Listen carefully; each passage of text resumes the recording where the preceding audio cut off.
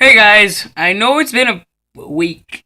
I've been lazy, and I really wanted to upload last week, but then I've been having a few difficulties. So here we go, movie reviewing the Muppets. So let's start off with the plot of the film. Okay, here we have brothers Walter and Gary. Gary being played by Jason Segel and Walter, a new Muppet.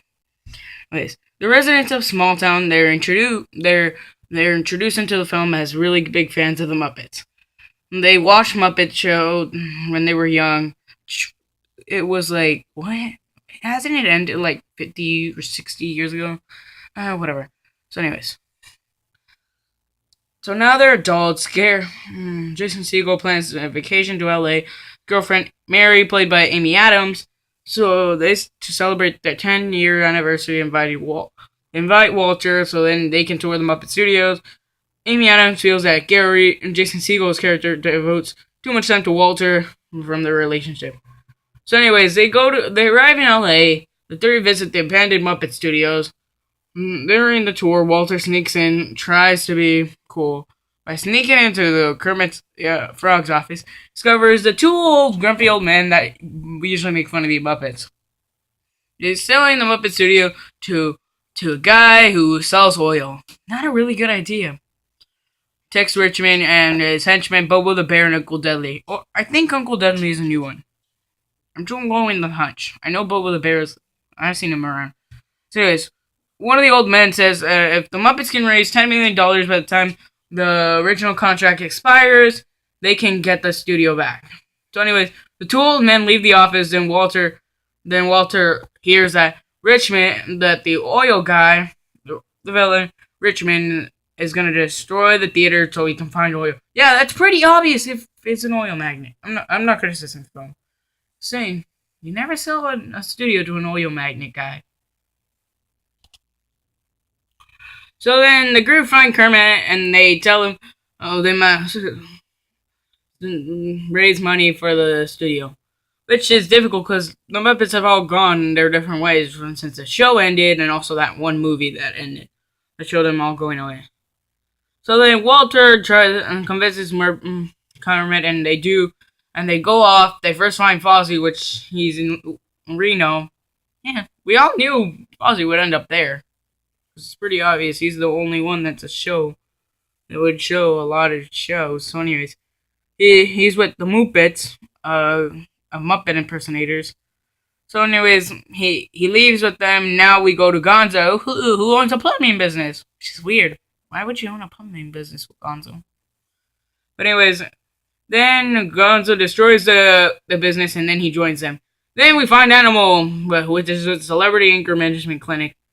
But he's with Jack Black, which is he'll have a bigger role in the film later. I'll talk about him later.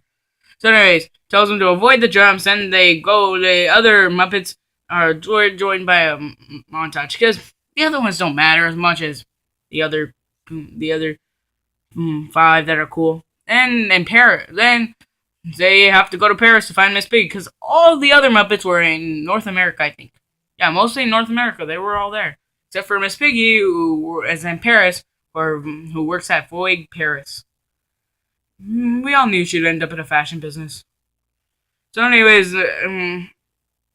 Miss Piggy doesn't want to work with Kermit, so then they get her Muppet counterpart, Miss Poogie, from the one that worked with Fozzie and Reno. So, anyways, they tell their telephone idea to other networks, but all of them are rejected. They all reject him. Yeah, that's pretty bad. Even for, I mean, if that happened to Muppets, if you try to come up with a show, you really do not want to be rejected by all studios. It's like a pretty bad thing. So, anyways, then CD has a show cancellation that's Punch Teacher. Yeah, because the teachers protested. Yeah, you would think teachers would protest for a show called Punch Teacher, which would have been a good show, even though they canceled it. But anyways, they now have 2 hours to fill it in. But there's one condition: they have to have a celebrity guest. Yeah, because nowadays every show has a celebrity guest. Even the Oscars, those music awards, they all have to have a celebrity guest. So, anyways, the Muppets try to they clean the theater, but then their first rehearsal is so unsuccessful because it is pretty obvious. Your acts are from the 60s and 70s. This is the 21st century. We don't like happy-go-lucky anymore. Well, at least me. I'm not a happy-go-lucky guy. So, anyways, I um. So then Kermit cannot find a celebrity cast. So then, Miss Piggy comes back, and she and Miss Poogie fight. Miss Poogie's kicked out. Yeah, Miss Piggy. You would think Miss Piggy would win. You've seen her fight. So, anyways, Miss Piggy says she doesn't want to work with Kermit because of what he said to her in Paris. And then Kermit tells Walter that he needs some more acts. So he tells Walter, hey, I need you to get a talent and perform. So, anyways, Amy Adams' character goes sightseeing because Jason Segel decided to go help Walter instead of going on a date with her. That's just weird. You never go with your bros instead of going with a girl. Anyways, Kermit then, because they can't find celebrity guests, Kermit then goes to the Richmond and Richmond tells him no, and also says they can't use their names, and which the Muppets gain all their names. So they can't use Kermit, Fozzie, or Miss Piggy. Yeah, nice going, Miss Piggy. Now we all lost your names because of you. Yeah. What? I don't like pigs. I like bears. Anyways, Kermit just goes home, and then Miss Piggy tells all the Muppets to help kidnap Jack Black. Jack Black's a pretty good celebrity guest, though. He's still a pretty good celebrity. It's not like some other celebrities that right now aren't so good. So, anyways, meanwhile, Mayor Amy Adams' character left to small town. Gary then has to go back to consent with her, with Amy Adams' character. So while Walter still has to discover a talent. So, anyways, the telethon begins, and Jack Black's being crazy because he doesn't want to do the show. Because he was knocked unconscious, and now he's like, no, I don't want to do a show. So the audience finds it funny. So, anyways, the audience is really large. The Muppets are raising donations. Celebrity callers are there. So, like, for example, there's Whoopi Goldberg, Selena Gomez, Ricky Rodriguez. They're all there. Yeah, this movie has a bunch of celebrity cameos. Like, that's not a problem. There's one thing that, like, really hits it with me of a problem. And I'll tell you later on. So, anyways, Black, as I told you, Jack Black didn't want to be a host. So the audience just finds it funny. So then, during the show, Richmond tries to cut the power supply, which he does. The power goes out, but then Amy Adams and Jason Segel's character comes back, and they restore it back. Richmond then tries to destroy the television transmitter, but then Uncle Dudley comes in and throws him off the roof. So then Kermit and Miss Piggy finally get happy. Muppets perform Rainbow Connection as their final act.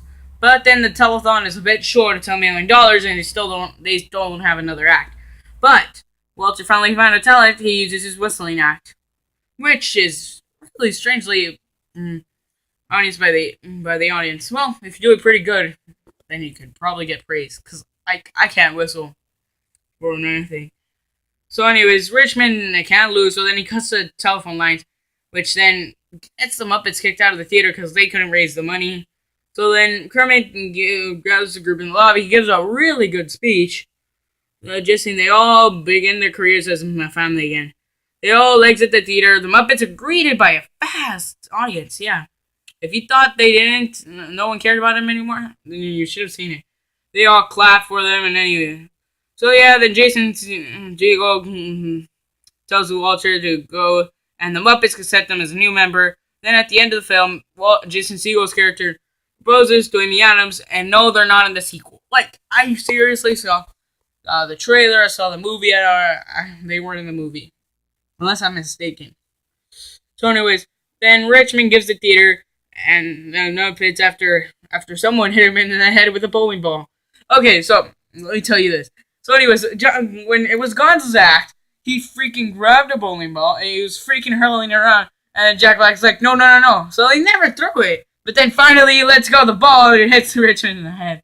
That was funny. So anyways, yeah. Alright, that was the film. Now, let me see what I thought about it. It was a pretty good return to the Muppets. Because, like, we haven't seen them for a long, long time. I didn't see them either. So, anyways, what score do I think I should give this film? And what problems did I say I had with the film? Sorry if my thumb was in it for a few seconds. So, anyways, it was a pretty good movie. It was really hard. It had a really good heart. It was really funny. Like, the fourth wall jokes didn't bother me. Like, those were pretty clever. They weren't, like, bad ones. Like, oh, like, talking to the audience really bad. So, anyways, yeah. But the problem with the film wasn't the celebrity cameos to me or the fourth wall jokes. The problem with me was the songs. Like, the songs are too bad for me. The only one that really I loved, was the Richmond one. The one where they went to the office and they were like, oh, we want our names back. And he's like, and then he sings that musical. That's the number I like. Because I usually like villain number. So, what rating would I give this movie? I would give it the rating of fantastic. It's a pretty good film, even though it's a bit childish. So like, not all you adults will love it, but most people will. Most people will. But like, I really like the film. Yeah, don't call me a kid, dude. It's just a movie. You can like anything you want. So yeah, Most Wanted will come soon. Now, as for now, booyah out, peace, booyah.